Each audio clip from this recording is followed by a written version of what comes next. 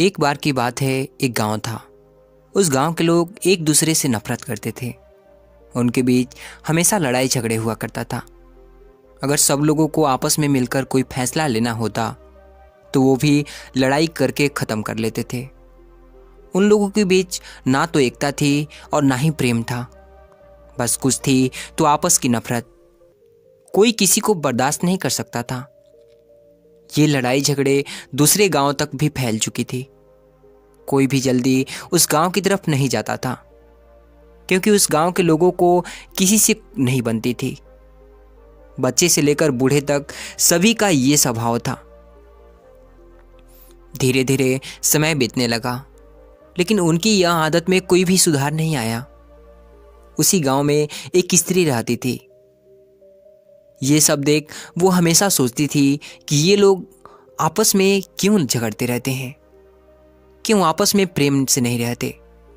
यदि वो किसी को समझाने की कोशिश करती तो लोग उल्टे उसी को भला बुरा करने लगते, जिससे बात और ज़्यादा बिगड़ जाती थी। उसी गांव से कुछ दूरी पर एक बौद्ध भिक्षु आश्रम बनाकर रहा करते थे। वो वहाँ पर अपने शिष्यों के साथ रहा करते थे। एक दिन सुबह उपदेश देने के बाद महात्मा अपने सभी भिक्षुओं से कहते हैं कि वो सभी अलग अलग दिशा में चले जाएं और वहाँ से भिक्षाटन करके आएं। जब उस गांव में जाने की तैयारी होती है तो कोई भी शिष्य उस गांव की तरफ जाने को तैयार नहीं होता। यह देख उस बौद्ध भिक्षु ने कहा कि क्या हुआ, उस गांव की तरफ तुम लोग क्यों नहीं जा रहे हो। उनके शिष्य कहते हैं कि हे गुरुदेव, उस गांव के लोग बहुत ही अभद्र व्यवहार करते हैं। आप सब कहते हैं और भिक्षाटन देना तो दूर की बात रही, वो हमसे ठीक से बात भी नहीं करते हैं। जब उस गांव के लोगों में एक दूसरे के प्रति कोई भावना नहीं है तो हमारे प्रति वो क्या भावना रखेंगे। यह सुनकर वो बौद्ध भिक्षु कहते हैं कि हम लोग तो सन्यासी हैं, हमें किसी की बातों का असर नहीं होना चाहिए।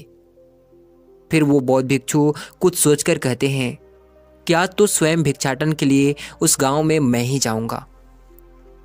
और ये फैसला करके वो उस तरफ जाने वाले शिष्यों को दूसरी तरफ जाने की आज्ञा दे देते हैं और वो महात्मा खुद उस गांव की तरफ निकल जाते हैं।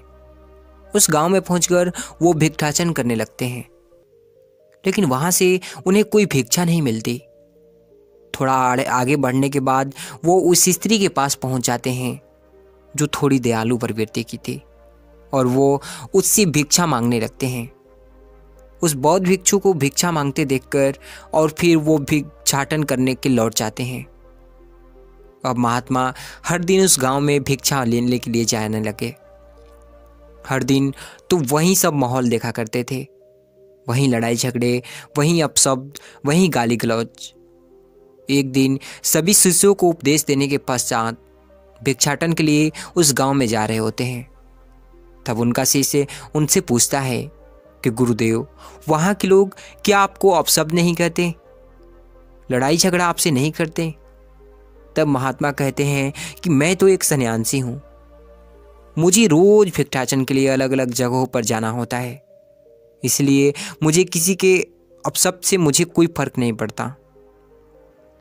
मैं अपने कार्य पर ध्यान देना जरूरी समझता हूँ। और ये कहकर महात्मा आगे उस गांव के लिए निकल जाते हैं और रोज की तरह उस गांव में भिक्षा मांगने लगते हैं। भिक्षा मांगते हुए वह उस स्त्री के घर पहुंचते हैं।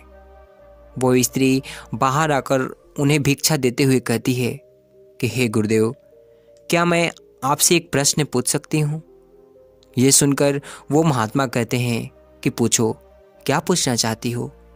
इतने पर वो कहती है कि आप इतने दिनों से यहाँ पर भिक्षा मांगने आ रहे हैं, अब तक तो इस गांव के व्यवहार से अवगत हो ही गए होंगे कि किस किस तरह के लोग आपस में झगड़ते रहते हैं। मैं आपसे ये पूछना चाहती हूँ कि ये लोग व्यर्थ में आपस में क्यों झगड़ते रहते हैं, क्यों आपस में एक दूसरे से नफरत करते रहते हैं। क्या इनकी नफरत को मिटाया नहीं जा सकता? क्या ये लड़ाई झगड़े खत्म नहीं हो सकते? आप तो सन्यासी हैं, महात्मा हैं, क्या आप इनको समझा नहीं सकते? क्या आप इनको ज्ञान नहीं दे सकते? ये सुनकर वो महात्मा उस स्त्री से कहते हैं कि सुनो, मैं यहाँ भिक्षा लेने आया हूँ, किसी के व्यर्थ के झगड़े ठीक करने नहीं आया हूँ।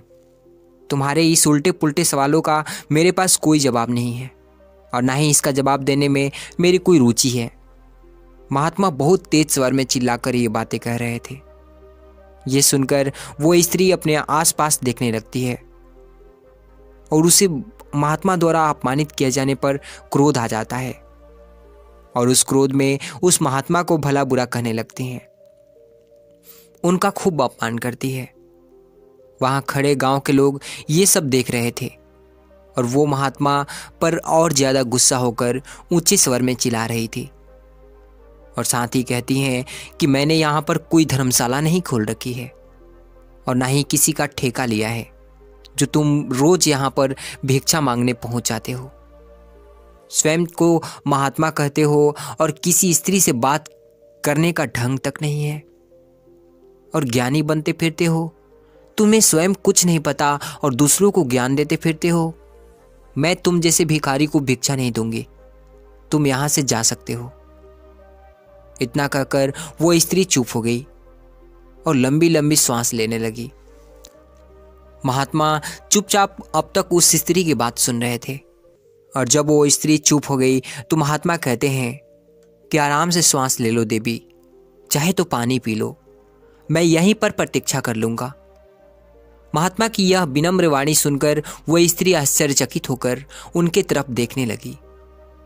तब महात्मा ने कहा कि मैं जानता हूं कि तुम क्या सोच रही हो। यह कहकर वो मुस्कुराने लगते हैं। उन्हें यूं मुस्कुराता हुआ देखकर वो स्त्री कहती है कि आपको क्या हुआ? मैं इस मुस्कुराहट का मतलब नहीं समझ पाई। तब महात्मा कहते हैं कि मैंने जरा से ऊंचे आवाज में 2 शब्द क्या कह दिए, तुम क्रोध से भर उठी। यही क्रोध झगड़े का मुख्य कारण होता है, जो व्यक्ति के भीतर एक दूसरे के प्रति नफरत पैदा कर देता है। इंसान में धैर्य की इतनी कमी हो गई है कि वो किसी को ध्यान से नहीं सुन पाता, उसका सही मतलब समझ ही नहीं पाता। वो सिर्फ ये सुनता है कि सामने वाले ने कितनी ऊंची आवाज में यह बात बोली है। उसका आशय समझे बगैर, उस बात का सही मतलब समझे बगैर झगड़ने लगता है, उससे लड़ाई करने लगता है। ये कहते हुए महात्मा ने उस स्त्री से कहा कि तुम तो समझदार स्त्री प्रतीत होती हो, तुम तो गांव में मुझे सबसे समझदार स्त्री लगी, लेकिन देखो तुम भी 2 शब्दों की वजह से क्रोध से भर उठी। हम चाहे कितनी भी समझदारी क्यों ना दिखा लें, लेकिन हमारी समझदारी तो मैदान में परखी जाती है। तुम्हारी तरह इस गांव के लोग भी अपने आप को समझदार समझने लगते हैं, अपने आप को ज्ञानी समझने लगते हैं, लेकिन कोई दूसरा आदमी कुछ शब्द कह देता है, ऊंचे स्वर में बात कर लेता है, तो तुरंत झगड़ा शुरू हो जाता है। असलियत में ये समझदारी नहीं होती, ये अंधापन होता है, क्योंकि असली ज्ञान तो आपका धैर्य है, आपकी शीतलता है, आपकी वाणी है। अगर दूसरा आदमी आपसे ऊंची आवाज में बात भी कर रहा है, उसके बावजूद आप शीतल बने हुए हैं, आप विनम्र बने हुए हैं, अपने धैर्य रखा हुआ है, तो आप सही मायने में ज्ञानी हो जाते हो।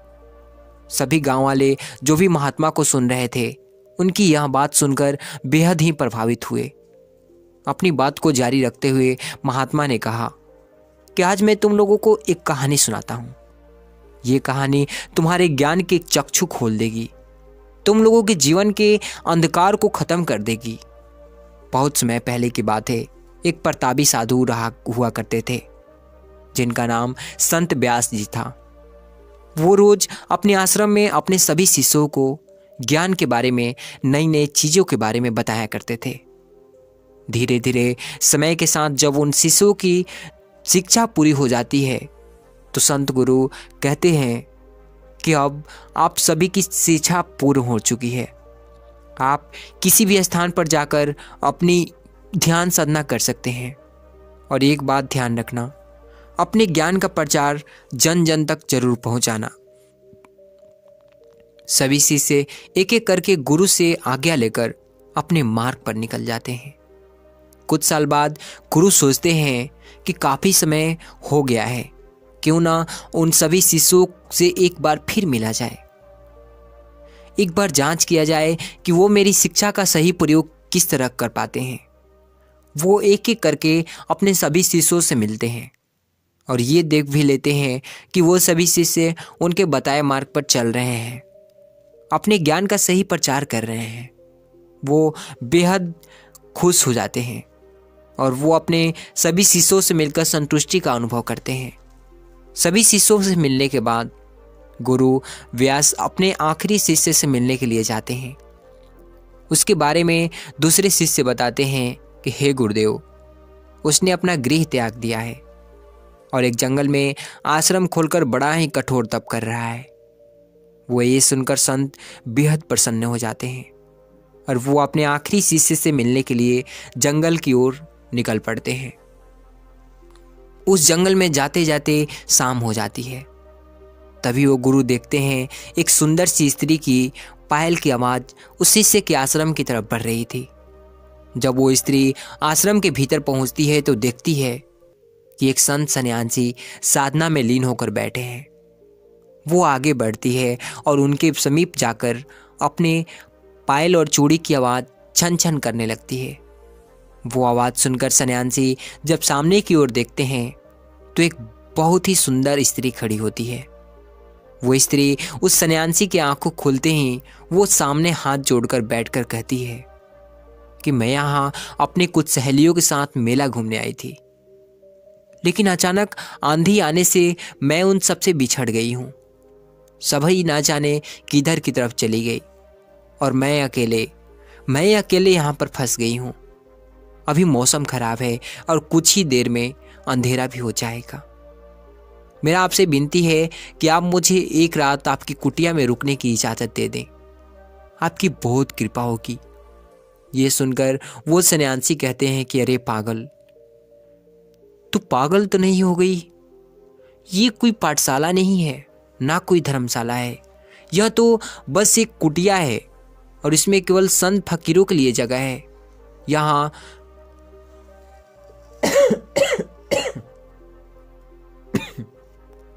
रहना तुम्हारा कहीं से भी उचित नहीं है। ये सुनकर वो स्त्री कहती है कि महाराज, अब रात होने को है, अब अकेले इस जंगल में मैं कहाँ जाऊंगी? बस एक रात की बात है, मुझे इजाज़त दीजिए। मैं सुबह होते ही यहाँ से लौट जाऊंगी। मेरे यहाँ रुकने से आपको कोई भी समस्या नहीं होगी। यह सुनकर उस सन्यासी ने सोचकर कहा कि ठीक है, तुम अंदर से मेरी माला लाकर मुझे दे दो और अंदर कुटिया में जाकर तुम विश्राम कर लो। आज मैं यहाँ बाहर ही रुक जाता हूँ, लेकिन ध्यान रहे सुबह होते ही तुम यहाँ से चले जाना। तो फिर उस स्त्री से कहते हैं कि देखो, तुम बाहर मत आना, वरना मेरी साधना भंग हो जाएगी। वह स्त्री हामी भरकर कुटिया के अंदर जाकर दरवाज़ा बंद कर लेती है। देर रात तक संत साधना करते रहते हैं।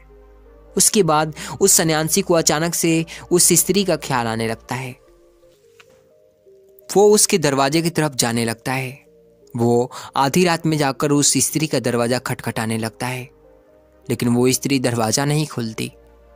ये देखकर वो संत क्रोधित हो जाते हैं कि वो स्त्री दरवाज़ा क्यों नहीं खोल रही है, और वो क्रोध में आकर उस दरवाजे को तोड़ देते हैं। वो कुटिया के भीतर प्रवेश करते हैं, परंतु भीतर अंधेरा ही अंधेरा फैला हुआ था। उन्हें कुछ भी दिखाई नहीं दे रहा था। इसीलिए वो संत एक दिया लेने चले जाते हैं। दिए के चलते ही वो कुटिया में अपने चारों तरफ नज़र घुमाते हैं।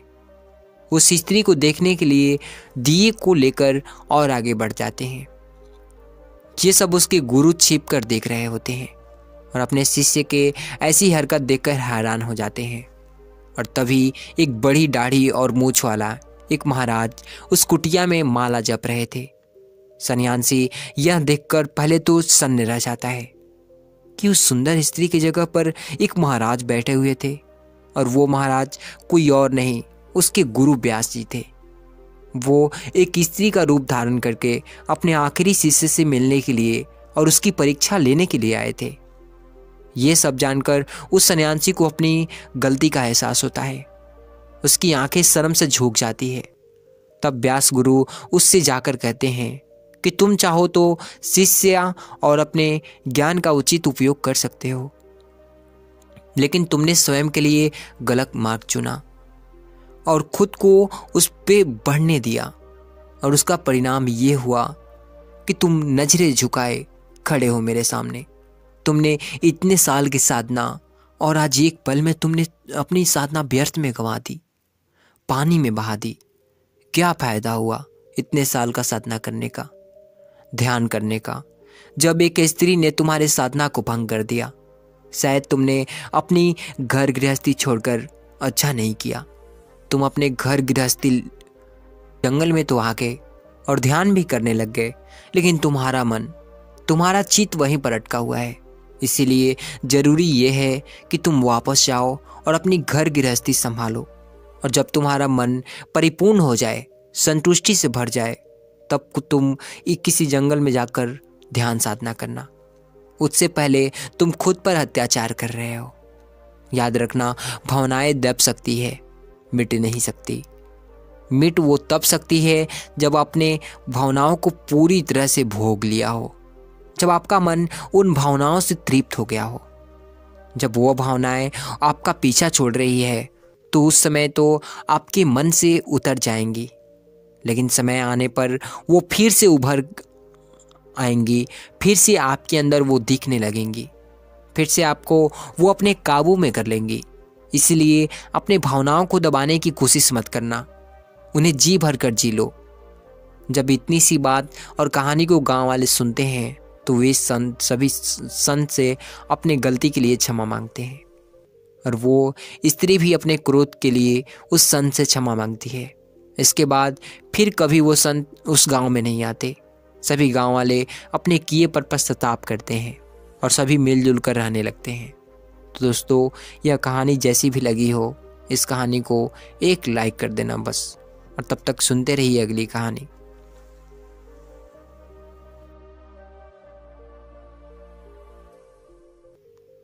प्राचीन समय की बात है। एक गांव में सबल नाम का एक आदमी रहता था। वो अपने जीवन से बहुत निराश था। उसकी निराशा का कारण ये था कि वो अभी तक कुछ भी नहीं करता था।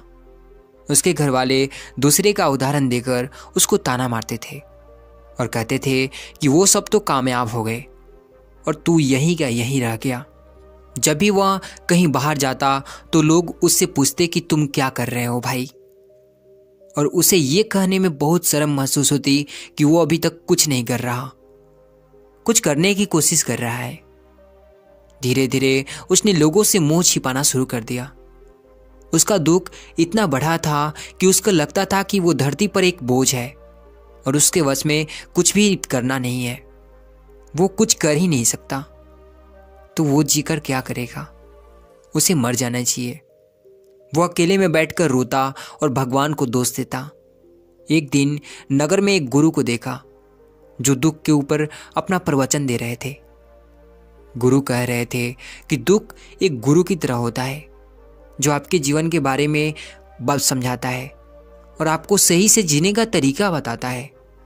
आप चाहें तो दुख रूपी गुरु से अपना जीवन सीख सकते हैं या दुख में डूबकर बैठे बैठे रो सकते हैं।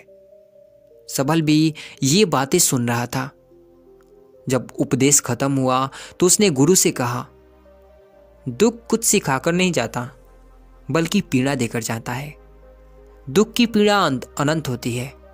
ऐसा लगता है कि इसके बाद कुछ नहीं मिलने वाला, कुछ नहीं होने वाला। मृत्यु भी उसके सामने कम पड़ जाती है। गुरु ने पूछा कि क्या दुख है तुम्हें? सबल ने अपनी सारी परेशानी गुरु को बता दी और कहा कि मेरे दुख का आपके पास कोई समाधान है ही नहीं गुरुदेव।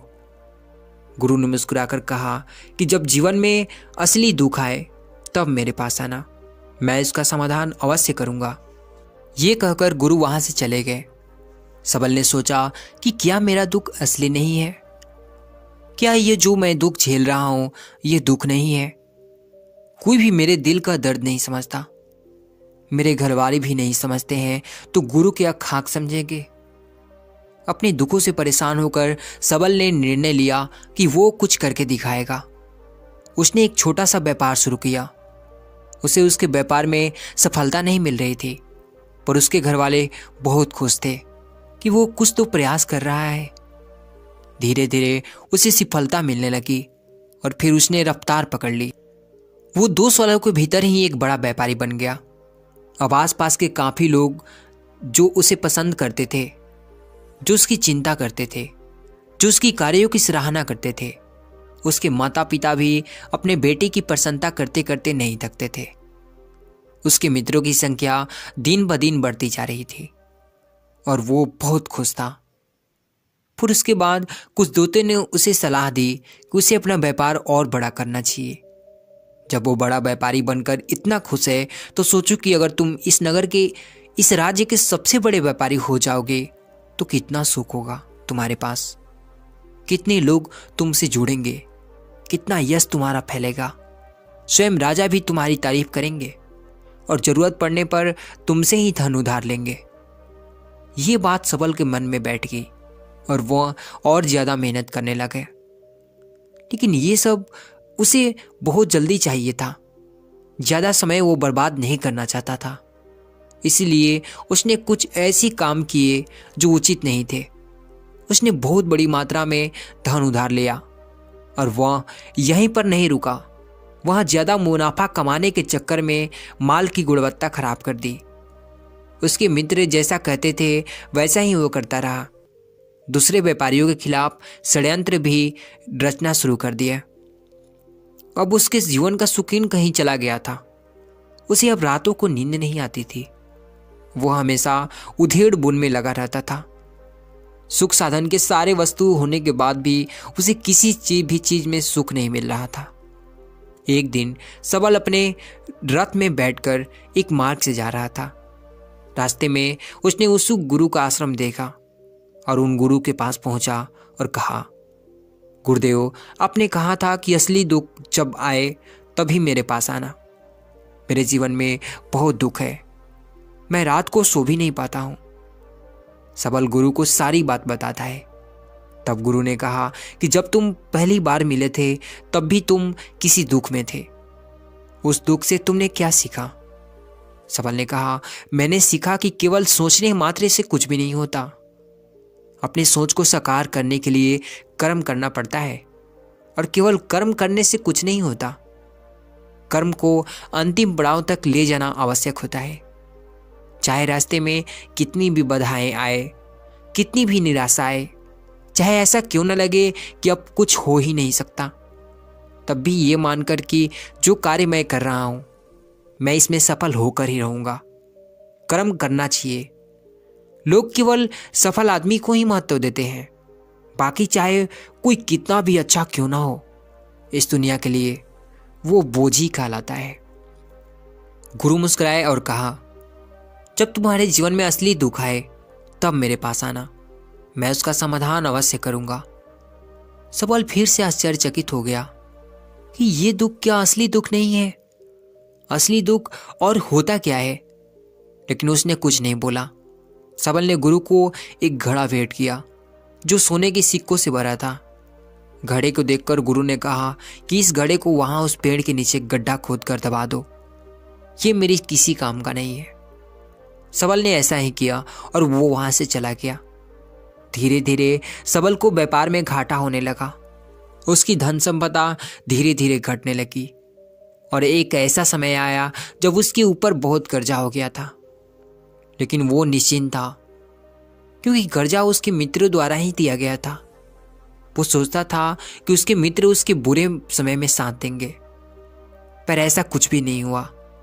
सबसे पहले उसके मित्रों ने ही उससे उधार मांगना शुरू कर दिया। ना देने पर जान से मारने की धमकी तक दे दी। उसने शुभचिंतक, उसके चाहने वाले सब उससे दूर होते चले गए। उसके पिता उसकी गलतियों को उससे गिनवाने लगे। उसकी सारी संपत्ति नीलाम हो गई। उसके पास कुछ नहीं बचा। वो सड़क पर आ गया। उसने अपने पिता से सहायता मांगी। पिता ने कहा कि मेरे पास तो ये थोड़ी सी संपत्ति है। अगर मैं तुम्हें ये दे दूंगा तो तुम्हारी मां को कहाँ रखूंगा? हमारा सहारा यही संपत्ति है बेटा। उसके जीवन में बहुत गहरा दुख था। उसके आसपास कोई भी ऐसा नहीं था जो उसे संभाल सके। इस धोखे की वजह से वो टूट गया था। लगता था कि जीने का कोई मतलब ही नहीं है। मृत्यु ही एकमात्र सहारा है। वो मरने के लिए एक नदी की तरफ जा ही रहा था, तभी रास्ते में उसे याद आया कि गुरु ने कहा था कि जब उसके जीवन में असली दुख आए तो मेरे पास आना और वो उसके दुख का समाधान कर देंगे। सबल ने गुरु के पास गया और उसने गुरु को सारी बात बताई और उसने कहा कि मेरे दुख का समाधान कीजिए गुरुदेव। गुरु ने कहा कि जब तुम्हारे जीवन में असली दुख आए तब मेरे पास आना, मैं उसका समाधान अवश्य कर दूंगा। असली दुख क्या होता है? ये असली दुख गुरुदेव, क्या अब जो जीवन में घट रहा है वो दुख नहीं है? गुरु ने कहा कि पहले ये बताओ कि तुमने अपने इस दुख से क्या सीखा है। सबल ने कहा कि जो लोग तुम्हारी तरक्की के पीछे पीछे तुम्हारे साथ आए हैं वो तुम्हें धोखा देंगे, क्योंकि तुम्हारे बुरे समय में वो तुम्हारा साथ नहीं देंगे बल्कि तुम्हारा फायदा उठाएंगे। भरोसा केवल उन्हीं लोगों पर करना चाहिए जो तुम्हारे बुरे समय में, असफलता के समय में तुम्हारे साथ खड़े रहे हो। और ऐसे बहुत कम ही लोग देखने को मिलते हैं गुरुदेव। जिन्हें मिलते हैं उन्हें हमेशा कद्र करना चाहिए। कभी किसी के खिलाफ षड्यंत्र नहीं करना चाहिए। ईमानदारी और धैर्य के साथ काम करना चाहिए। लालच नहीं करना चाहिए।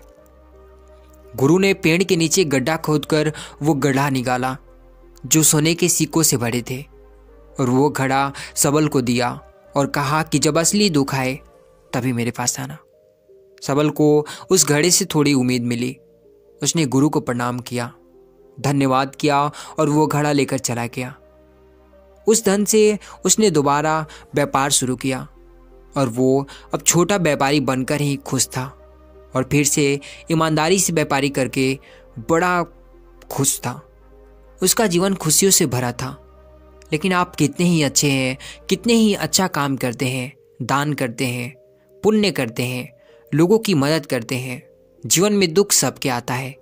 तो सबल के जीवन में फिर से दुख आया। उसके माता पिता की मृत्यु हो गई। वो दोनों एक ही दिन मृत्यु को प्राप्त हो गए।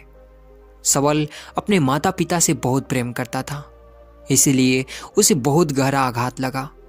वो उन्हें शमशान ले गया, वहां पर उनकी अंतिम क्रिया की। सबल ने उन्हें जब चिता में जलते हुए देखा तो उसका मन बेचैन हो उठा। उसके मन में हजारों सवाल खड़े हो गए। वो घर वापस आया तो उसके अपनी माता पिता की संपत्ति को देखा जिसके लिए वो हमेशा लड़ते रहते थे। आज वह लवारिस की तरह पड़ी थी। उसकी देखरेख करने वाला, उसे देखने वाला कोई नहीं था। उसके पिता ने जो संपत्ति इकट्ठा किया था वो यहीं पर रह गया। एक दिन पहले एक अपनी संपत्ति के लिए किसी से भी लड़ने के तैयार थे, लेकिन आज सब कुछ समाप्त हो चुका था, सब कुछ खत्म हो चुका था। उसका मन बहुत बेचैन हो रहा था। लग रहा था जैसे कुछ खाली है, कुछ अकेलापन जैसा है, कुछ डर है, कुछ है जो समझ नहीं आ रहा। इसलिए वह गुरु के पास पहुंचा। गुरु ने सबल को देखते ही कहा कि क्या कोई दुख है? सबल ने कहा कि जीवन में वैसे तो कोई दुख नहीं है गुरुदेव, सब ठीक ही है, सब सुखी है, पर आज मेरे माता पिता की मृत्यु हो गई और मेरा मन बहुत दुखी है। गुरु ने कहा, इसमें दुखी होने वाली क्या बात है? एक दिन तो सबके प्रियजनों को मर जाना ही है। जीवित तो यहां पर कोई भी नहीं रहा और ना ही कोई रहेगा। तुम भी एक दिन मर जाओगे। हो सकता है कल, या कहो आज, या कहो अभी भी मर सकते हो। सबल ने कहा कि गुरुदेव, आप ये क्या कह रहे हैं? मैं भी मर जाऊंगा? अरे मैं तो अभी जवान हूं। गुरु ने कहा कि प्यारे, इस भ्रम में मत जीना कि मृत्यु केवल बूढ़ों को आती है। बूढ़ों के सामने जवान भी मर जाते हैं, बच्चे भी मर जाते हैं। मृत्यु का कोई किसी से लेना देना नहीं है। गुरु के मुख से ये बातें सुनकर सबल वहां से चुपचाप चला गया, पर उसका मन जैसे बेचैन हो गया था। वो कुछ खालीपन सा महसूस कर रहा था। दिन रात वो अपने ही बारे में सोचता रहता कि वो क्या कर रहा है, वो क्या है, क्यों है, कैसे है, हम क्या है, हम क्या करने आए हैं यहाँ पर? क्या बस चीजों को उपभोग करना और मर जाना ही जीवन का असली मतलब होता है? उसे कोई जवाब नहीं मिल रहा था और उसका दुख बढ़ता ही जा रहा था। कुछ दिन बाद वह वापस गुरु के पास पहुंचा और गुरु को सारी बात बता दी। गुरु मुस्कुराए और गुरु ने कहा कि आज पहली बार तुम्हारे जीवन में असली दुख उत्पन्न हुआ है। वास्तव में यही है जो दुख कहलाने लायक है, कि हमें पता ही नहीं है कि हम क्या कर रहे हैं, क्यों हैं, कैसे हैं, कौन हैं हम और हमें क्या करना चाहिए। सबल ने कहा, गुरुदेव मेरे दुख का समाधान कीजिए। गुरु ने कहा कि हम सब जीवन भर ये क्या इकट्ठा करते रहते हैं। सबल ने कहा कि गुरुदेव सभी लोग धन, संपत्ति, मान, सम्मान, प्रेम, परिवार, मित्र, शत्रु, पद, प्रतिष्ठा इकट्ठा करते रहते हैं। गुरु ने कहा कि क्या इनमें से कुछ भी इकट्ठा करके हम अपने साथ ले जा सकते हैं? सबल ने कहा, नहीं गुरुदेव, इनमें से तो कुछ भी साथ नहीं ले जाते। मेरे माता पिता के साथ भी कुछ नहीं गया, सब तो यहीं पर छूट गया। गुरु ने कहा, ध्यान से समझना, इस दुनिया में हम जिसे इकट्ठा करते हैं उसे कभी हम इकट्ठा करते ही नहीं। सभी चीजों को देखते हैं लेकिन उसे देखने देते ही नहीं। जिसे हमें इकट्ठा करना है वो है हम खुद। हमें इस दुनिया में अपने आप को इकट्ठा करना है ताकि जब हमारी मृत्यु हो तब हम एक हो सके और अपने आप को पहचान सके। हम बटे हुए हैं प्रेम में, नफरत में, क्रोध में, क्रूरता में, धन में, संपत्ति में, पद में, प्रतिष्ठा में, सम्मान में, पहचान में, धर्म में, जाति में, दूसरों को लूटने में और अपने आप को लुटाने में। और ऐसे ही हम हजारों लाखों वासनाओं से बटे पड़े हैं। हम टुकड़ों में जीवन जी रहे हैं। हमारी चेतना कभी भी एक नहीं हो पाती। हमारी ऊर्जा शक्ति बिखर गई है, इसलिए हमारे पास भी इतना समय नहीं है, इतनी भी शक्ति नहीं है कि हम मुड़कर अपनी ओर देख सकें। वास्तव में जिन्हें दुख दुख कहकर जिंदगी भर चिल्लाते रहते हैं और उनका समाधान खोजते रहते हैं, उन्हें उनका समाधान कभी मिलेगा ही नहीं, क्योंकि जिन्हें वो दुख कहते हैं वो दुख है ही नहीं। इसलिए यहाँ पर कभी भी किसी को उनके दुख का समाधान नहीं मिलता। वो बस एक परिस्थिति से छूटकर दूसरी परिस्थिति में फंस जाते हैं। जैसे वो पहले समस्या से रो पड़ते थे वैसे ही वह दूसरी समस्या में रो पड़ते हैं। हमेशा ही एक समाधान नजर आता है और वो है मृत्यु, और वो भी कोई समाधान नहीं है।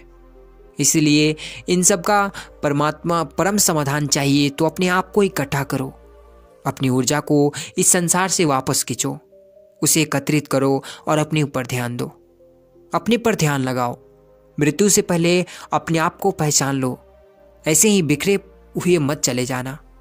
सबल ने कहा, तो क्या गुरुदेव अब ये संसार छोड़ देना चाहिए, अपनी इच्छाओं को मार देना चाहिए, धन संपत्ति इकट्ठा नहीं करनी चाहिए? कहा, क्या हमें यहाँ पर किसी से प्रेम नहीं करना चाहिए? गुरु ने कहा, तुमसे इच्छाएं, कामनाएं और वासनाएं ऐसे ही निकलती है जैसे पहाड़ से कोई पत्थर गिर रहा हो, जिस पर पहाड़ का कोई नियंत्रण ही नहीं है सिवाय देखने के और परेशान होने के। जब तुम एकत्रित हो जाते हो तब जो भी तुम करते हो वो सब तुम्हारे नियंत्रण में रहता है। तब इच्छाएं भी तुम्हारी इच्छा से निकलती है। सबल ने कहा कि गुरुदेव आपने मेरे सच्चे दुख का निवारण कर दिया है, आपका बहुत आभारी हूं। अब मैं अपने आप को एकत्रित करूंगा गुरुदेव। मानव शरीर में बहुत ऊर्जा है, बहुत शक्ति है, पर वो बेकार की चीजों में बटकर रह गई है, व्यर्थ की चीजों में लगी रहती है। दोस्तों, अक्सर हम ऊपर वाले से सवाल करते हैं कि हमारे जीवन में इतनी दुख क्यों है। हम सभी के मन में ये सवाल उठता है और इसका जवाब है कि वो परमात्मा हमें उस परम दुख तक ले जाना चाहता है, उस सबसे बड़े दुख तक ले जाना चाहता है जहां पर हमें पता चल सके कि इंसानी आत्मा का असली दुख क्या है। और वो दुख है अपने आप को ना पहचान पाना, अपनी शक्तियों को ना पहचान पाना, अपने आप को इकट्ठा ना कर पाना, अपने आप पे नियंत्रण ना कर पाना। हमारे जीवन में यही दुख होता है, लेकिन हम इस दुख को ना देखकर सभी प्रकार के दुखों को देखते हैं। लेकिन इस दुख पर हमारा कभी ध्यान ही नहीं जाता। हमें चाहिए कि हम खुद की खोज करें। आपका बहुत बहुत धन्यवाद इस कहानी को सुनने के लिए।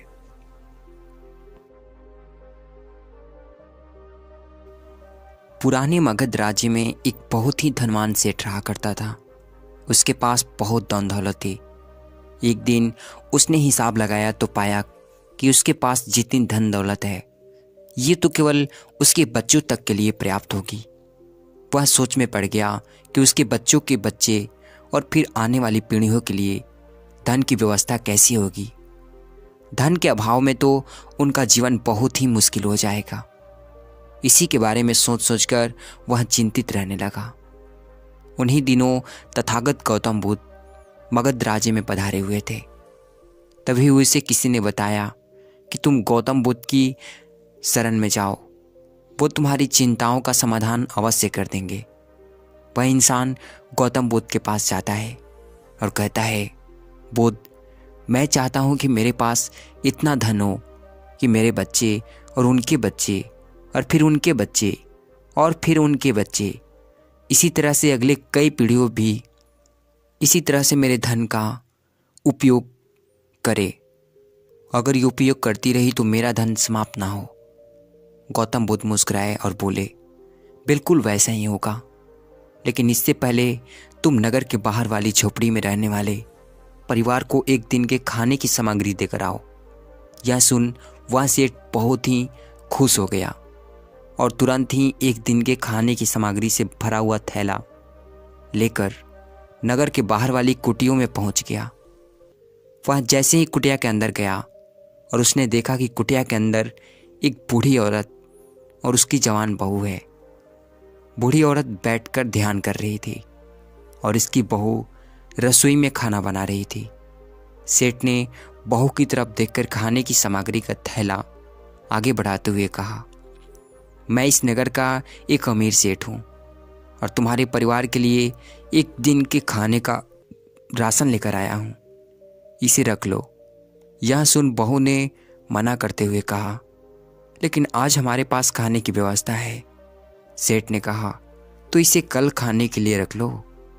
इतना सुनकर उस औरत ने सेठ से कहा, माफ़ करे, लेकिन हम अगले दिन के लिए इकट्ठा करके नहीं रखते। हम रोज के खाने की व्यवस्था रोज ही करते हैं। यह सुन उस सेठ ने कहा, एक ये लोग हैं जो अपने कल के लिए भी इकट्ठा नहीं करते और एक मैं हूँ जो आने वाले कल के लिए धन इकट्ठा करने के लिए लगा हूँ और इस चिंता से मैं मरा जा रहा हूँ। अब सेठ को ये समझ आ चुका था कि आखिर गौतम बुद्ध ने उसे नगर की बाहर वाली इस कुटिया में क्यों भेजा था। अगले दिन सुबह होती हुई वह सेठ फिर गौतम बुद्ध के पास पहुंच गया और बोला, तथागत, आप जो मुझे समझाना चाहते थे अब मैं वह समझ चुका हूँ, लेकिन क्या आप मुझे थोड़ा विस्तार से बताएंगे कि चिंता होती क्या है, यह कैसे पैदा होती है और इसका निवारण क्या है। गौतम बुद्ध ने कहा, कल के लिए की जाने वाली चिंता हमारे कल को बदले या ना बदले, लेकिन वो हमारी आज की खुशी जरूर छीन लेती है। चिंता एक ऐसी मानसिक बीमारी है जो हमारे जीवन से हर तरह की खुशी छीन लेती है और इसे नीरस बना देती है। असल में चिंता का कोई वास्तविक अस्तित्व नहीं होता। चिंता एक ऐसा भाव है, एक ऐसा विचार है जो आने वाले भविष्य की डर से, जिन चीज़ों पे हमारा कोई नियंत्रण नहीं है, जिनके लिए हम कुछ भी नहीं कर सकते, उन चीज़ों के बारे में बार बार सोचना ही तो चिंता होता है। गौतम बुद्ध ने आगे कहा कि जरा गहराई से सोचकर देखो कि जिन चीज़ों पे तुम्हारा बिल्कुल भी नियंत्रण नहीं, जिन्हें तुम चाहकर भी नहीं बदल सकते, अगर उन चीज़ों के बारे में तुम पूरा दिन ना भी सोचो तो क्या बिगड़ जाएगा। यह सुन उस इंसान ने कहा, तो बुद्ध, आपके कहने का अर्थ यह है कि हम किसी भी चीज़ का या घटना के बारे में सोचना ही छोड़ दें।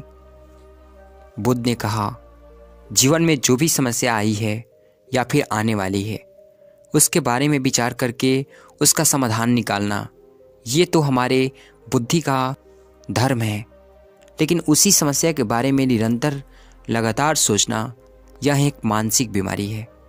जब हमारा दिमाग किसी एक घटना, किसी एक विचार में अटक कर रह जाता है, उसी एक चीज़ या एक घटना के बारे में पूरा दिन सोचता रहता है, बस उसी चीज़ में ठहर कर रह जाता है, तो ऐसा विचार हमारे जीवन से सारी खुशी, सारा चैन, सारा आनंद छीन लेता है।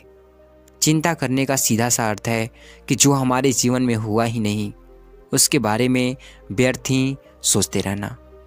बुद्ध ने सेठ की तरफ इशारा करते हुए कहा, आखिर सोच सोच कर तुम क्या बदल लोगे?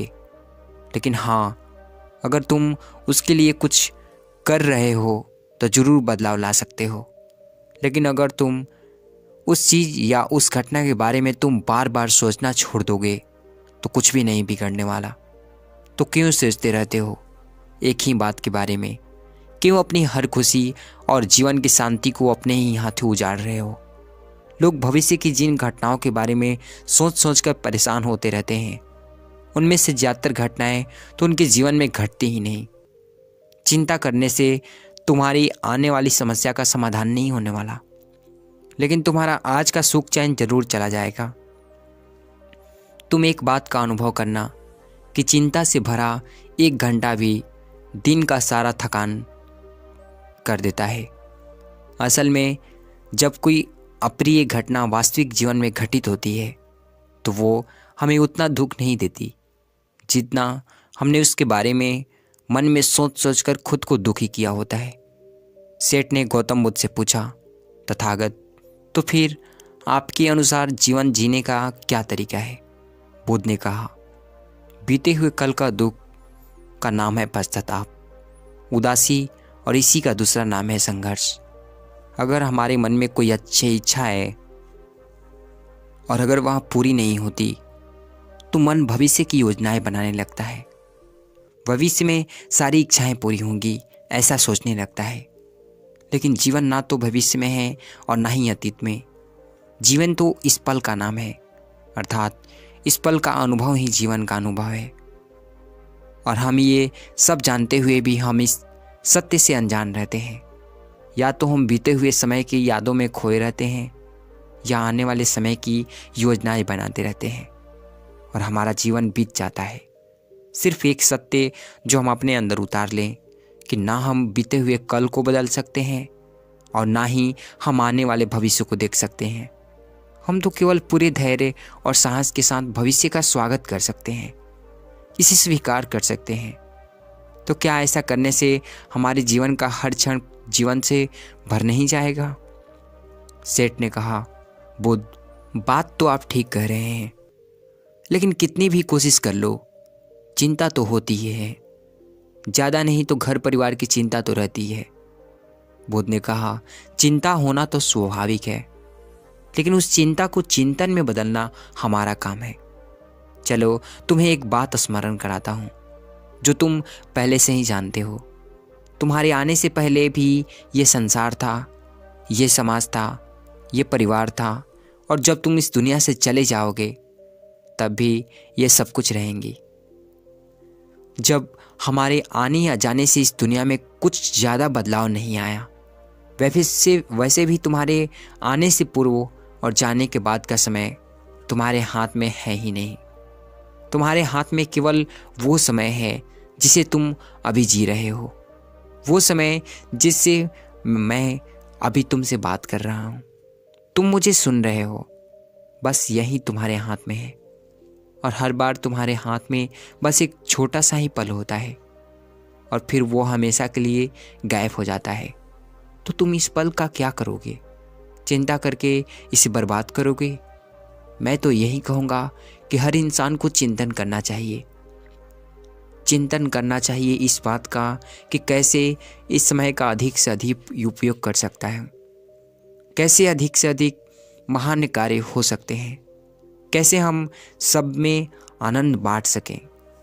ध्यान रखना कि चिंता इंसान को उसकी चिता तक ले जाती है और चिंतन उसके मन को कुंदन बना देता है। सेठ ने कहा, बुद्ध, मैं आपकी बात समझ गया कि हमें जीवन को ज़्यादा गंभीरता से ना लेकर इसे पूरी ऊर्जा और आनंद के साथ वर्तमान में जीने की कोशिश करनी चाहिए। सेठ ने आगे प्रश्न किया, लेकिन बुद्ध, अगर कोई इंसान चिंता से घिर चुका है तो वो इससे बाहर कैसे आए? गौतम बुद्ध ने कहा, क्या तुम किसी बड़े सुरंग से बाहर निकले हो?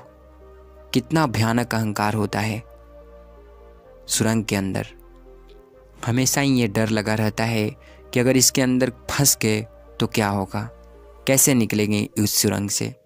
लेकिन अगर ध्यान से देखें तो सुरंग चाहे कितनी ही बड़ी क्यों ना हो, सुरंग के दूसरे किनारे पर हमेशा प्रकाश ही होता है, और उस प्रकाश तक वहीं पहुंच पाता है जो उस पूरी सुरंग को पार करके सुरंग के दूसरे द्वार तक पहुंच जाता है। और ठीक इसी प्रकार हमारे जीवन में कई बार हम लोग खुद को निराशा और चिंता के काली सुरंग में फंसा पाते हैं, जहाँ से बाहर जाने का रास्ता नजर नहीं आता, और ऐसा लगने लगता है कि ये जीवन ऐसे ही समाप्त हो जाएगा। लेकिन ऐसी परिस्थिति में ठीक उस सुरंग के भांति इस निराशा और चिंता को समाप्त करने वाली आशा का प्रकाश उसे ही मिलता है जो निरंतर आगे बढ़ता रहता है, जो लगातार प्रयत्न करते रहता है। अगर तुम्हारे जीवन में कभी भी उदासी और चिंता का पल आए तो रुकना मत, बस लगातार प्रयास करते रहना, तुम्हें सफलता अवश्य मिलेगी। अब तक सेठ गौतम बुद्ध की बातें समझ चुका था। उसने बुद्ध का धन्यवाद किया और वहाँ से चला गया। लेकिन उससे पहले दोस्तों कि मैं इस वीडियो को ख़त्म करूँ, मैं आपके साथ 5 ऐसे जागरूक विचारों को बताना चाहता हूँ जिनको अपनाकर आप अपने जीवन में आने वाली बहुत सी चिंताओं और परेशानियों को काफ़ी हद तक कम कर सकते हैं। तो जो पहला विचार है वो ये है कि जीवन को ज़्यादा गंभीरता से लेना छोड़ दें कि ये हो गया वो तो क्या होगा,